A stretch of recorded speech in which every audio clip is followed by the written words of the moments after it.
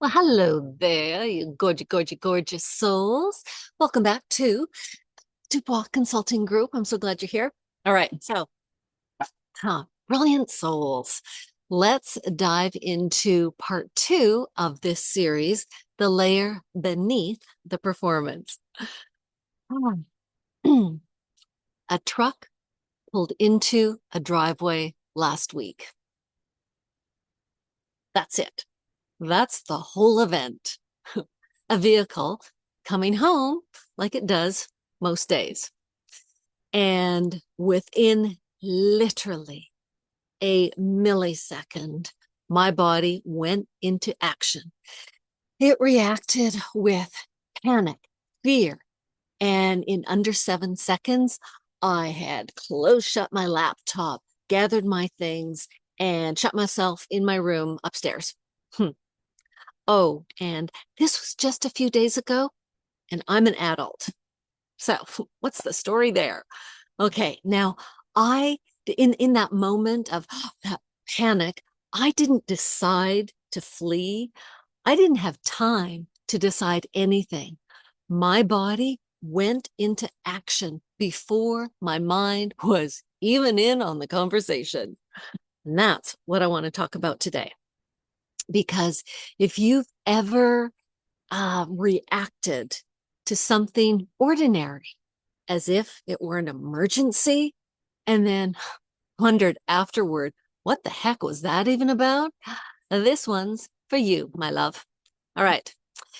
Here's what I've learned about that millisecond reaction. And it's not about the truck. It wasn't even about who was in it. Absolutely not even about who was in it. It started in very early childhood with 7 words, words that meant something specific was coming when a certain person got home, and that would not end well for me. It did not take repetition for my body to learn that the outcome for me would not be good. It took one time.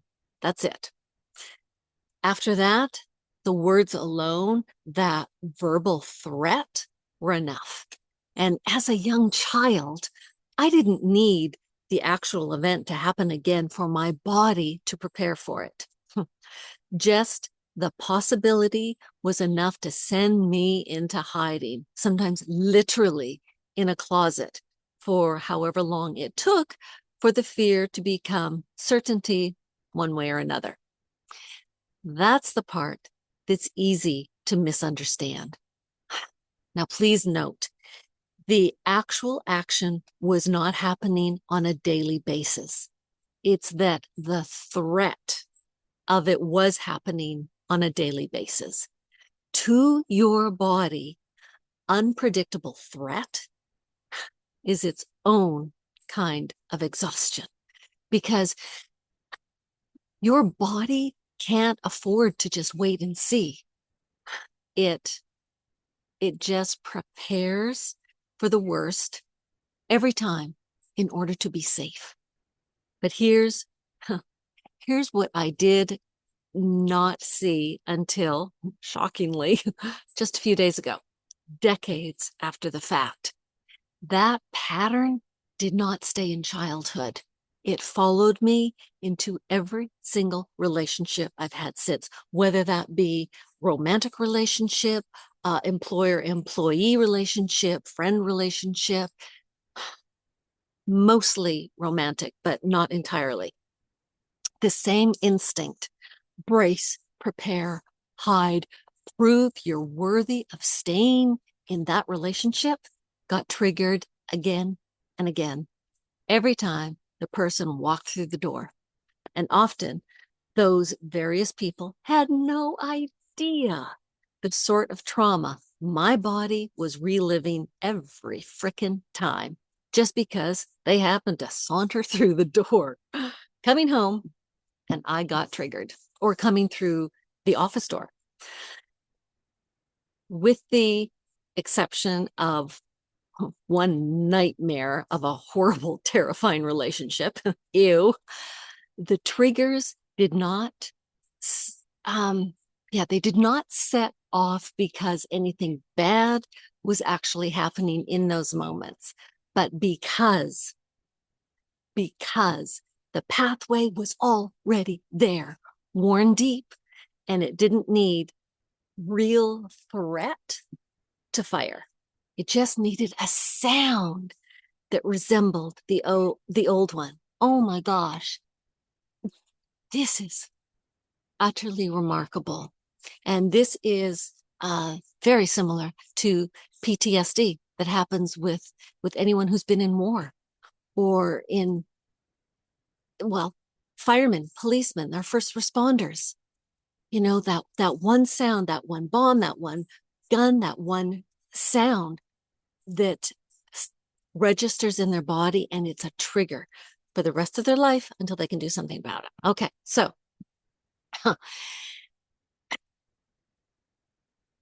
every time that trigger fired and nothing happened, you'd think, it should have started to fade. That's logic, right?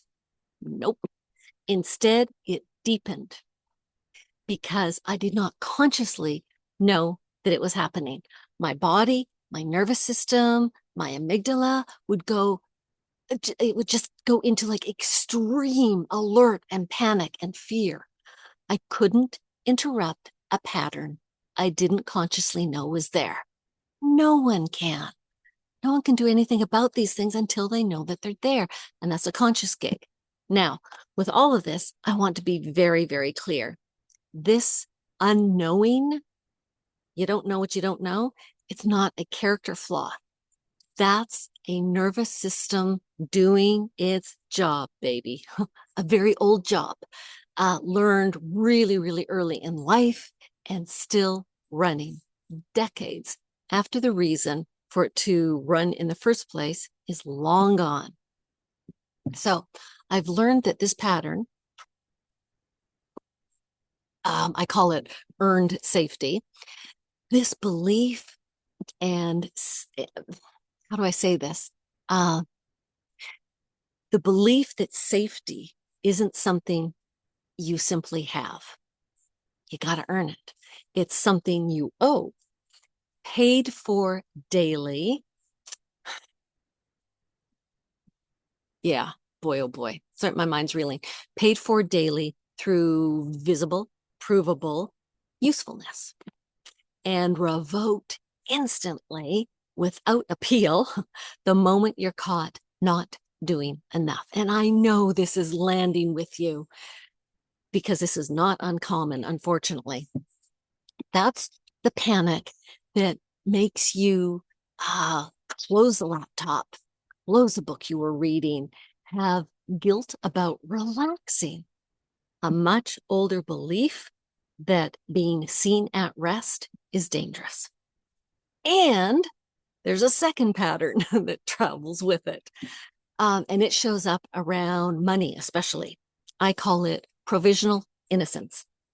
The fact that you are only safe from blame or accusation as long as you can prove you didn't do anything wrong, as long as you own everything yourself, as long as nothing can be used against you. That's why, for some of us, financial independence isn't about luxury at all. It's armor. Yeah, it's protection. If it's your money, your own name on everything, nobody can say you didn't earn your place. And then no one can take it away or threaten to take it away. Not if it is bought and paid for by you. Okay, so neither of these patterns are irrational. They made complete sense once upon a time ago. They kept a much younger version of you safe in a specific set of circumstances. The problem is they never got the memo that the circumstances had changed. So here's the mechanism in plain terms, because I think it really matters to actually understand it, not just feel it. A sound, in my case, the vehicle pulling up into the driveway, gets paired with a threat over and over for years. Now, the brain doesn't need permission to learn that specific pairing. It just needs repetition, or sometimes, poof, just one moment intense enough. Once it's learned, that response does not run through the part of your brain that reasons things out. It runs through a much faster, much older part, the part that reacts first and explains itself later, if at all. Oh, hello, amygdala. That's why the concept of, and even the reality of, this new person is not going to hurt me. I'm safe. This is a different house, a different job, a different team, a different chapter in my life, does absolutely nothing helpful in the moment. This sentence is true. It's also completely beside the point.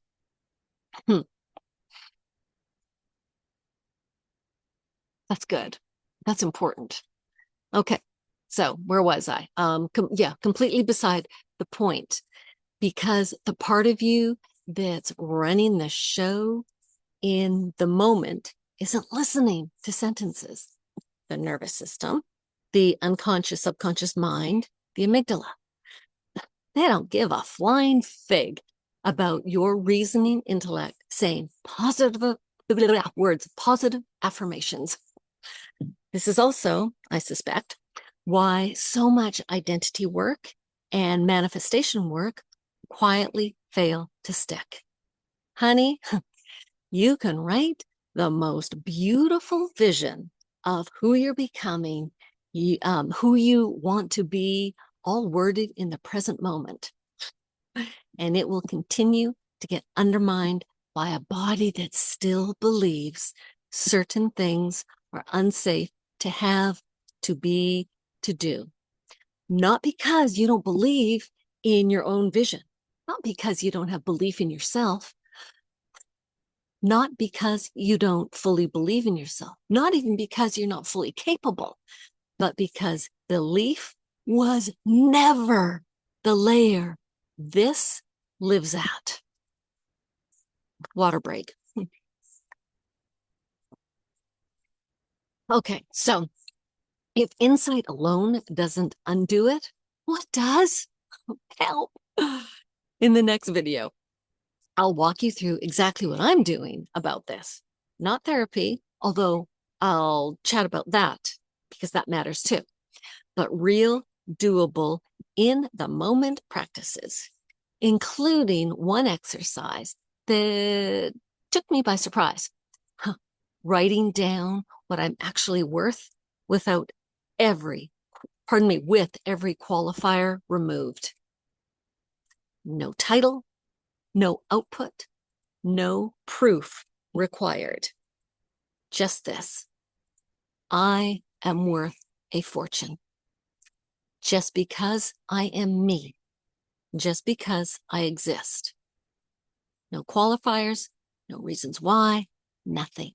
All right, my loves, that is it for now. Legends, join me for part 3. And by all means, pop into this conversation. What's landing for you? Do you have questions? Let me know how we can work together, because we most assuredly can, because I got moves that you haven't seen. And if any of you know the name David Meltzer, and if you're in the sports world, of course, you know that name, he referred to me as a nurturing genius. I love that. A nurturing genius. So my work with you is not boot camp, not the whip. It's not that. I also don't coddle or hold hands, but I do nurture, and I know my stuff. So come on in and work with me, and we'll see what we can come up together. See what we can come up together with. I'm going to end it there because my words are fumbling because it is so hot. I'm melting. Okay. Toodaloo. That's a wrap.